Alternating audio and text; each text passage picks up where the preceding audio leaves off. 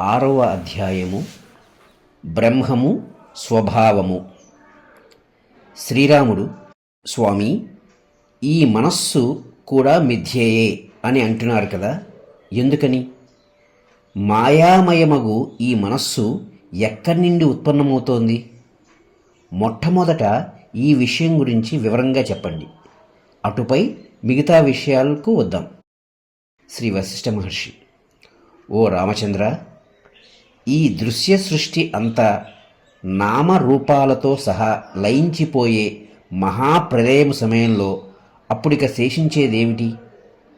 ప్రశాంతము, అఖండము, నిర్లిప్తము, అద్వితీయము అయినట్టి సత్వస్తువే. It is a state of absolute self existence. అనుభవ మాత్రమగు అట్టి ఈ జీవుని స్థితికి నామరూపాలు లేకపోయినప్పటికీ శాస్త్రములు దానికి బ్రహ్మము అని పేరు పెట్టాయి. అట్టి బ్రహ్మ వస్తువుకు జన్మగాని, ప్రకాశముగాని, లయముగాని లేవు. అది నిత్యము, స్వస్వరూపము, సర్వశక్తివంతము, కారణరహితము అయి ఉన్నది. దానినే పరమాత్మ, మహేశ్వరుడు అని కూడా అంటున్నారు. ఎన్ని పేర్లతో ఎంత చెప్పినా ఏం లాభం? ఆ పరమ వస్తువు వాక్యముల చేత గ్రహించబడగలిగేది కాదు. ముక్త పురుషులు దానిని తమ యొక్క అనుభవం మాత్రంగా ఎరుగుచున్నారు. ఆత్మ, బ్రహ్మము, బ్రహ్మ, పరమాత్మ, శివుడు అనునవన్నీ బోధించుటకు వీలుగా దానియందు కల్పించబడ్డాయి. అయితే ఈ పేర్లన్నీ దాని స్వాభావికములు కావని, నామరూపముల కల్పన మాత్రం చేత భేదభావం పొందవలసిన పని లేదని సర్వజనులకు మనవి చేస్తున్నాను. సాంఖ్యులు దానిని పురుషుడు అని పిలుస్తున్నారు. వేదాంతులు దానిని బ్రహ్మము అని చెప్పుచున్నారు. విజ్ఞానవాదులు సునిర్మల విజ్ఞానము అంటున్నారు.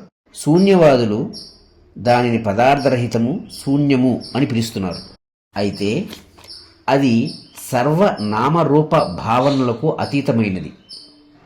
అదే సూర్యచంద్ర నక్షత్రాదులను, సర్వజీవులను ప్రకాశింపచేస్తోంది. కనుక సర్వజీవుల వాస్తవ స్వరూపము అదే.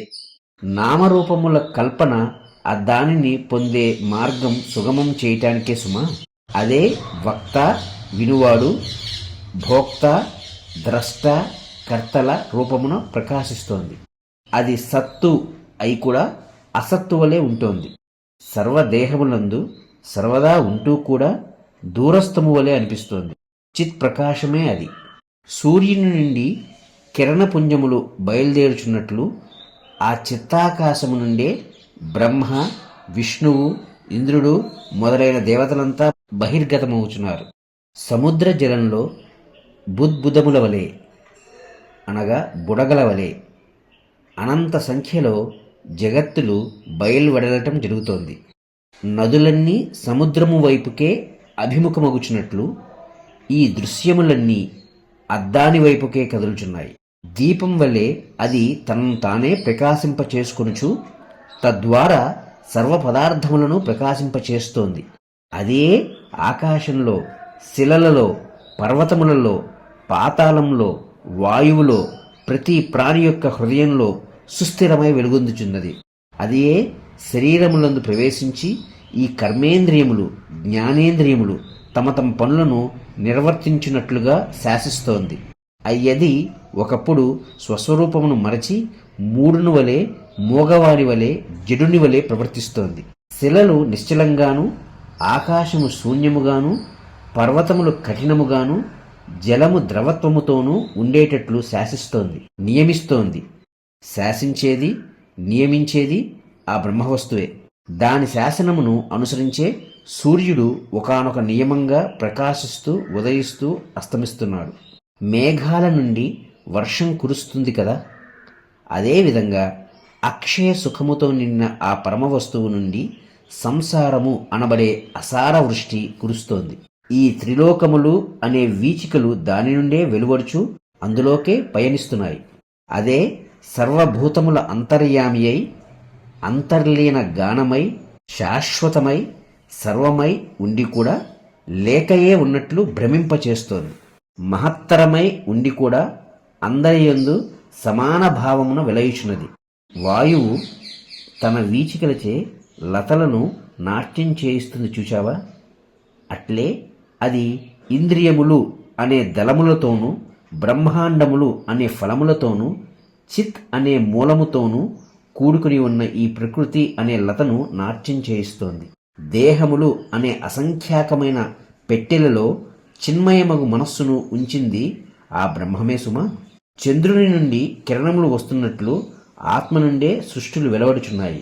ఓ రాఘవ, ఆ చిదాకాశమునందు సృష్టి అనే విద్యుత్తు ప్రకాశిస్తోంది.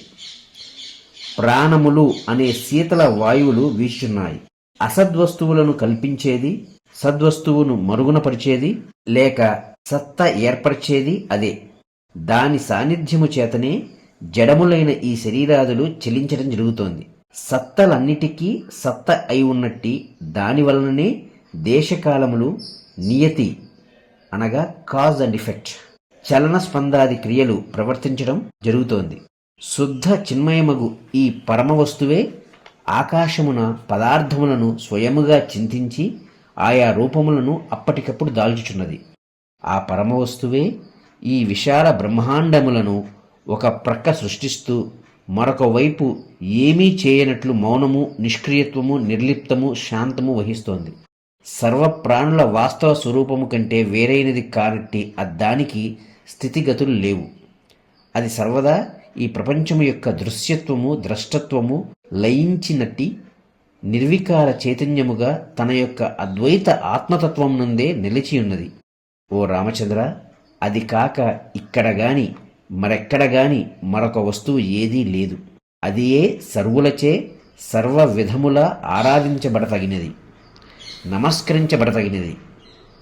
దానిని గ్రహించిన వారి యందు సర్వ స్వల్పత్వములు నశిస్తాయి.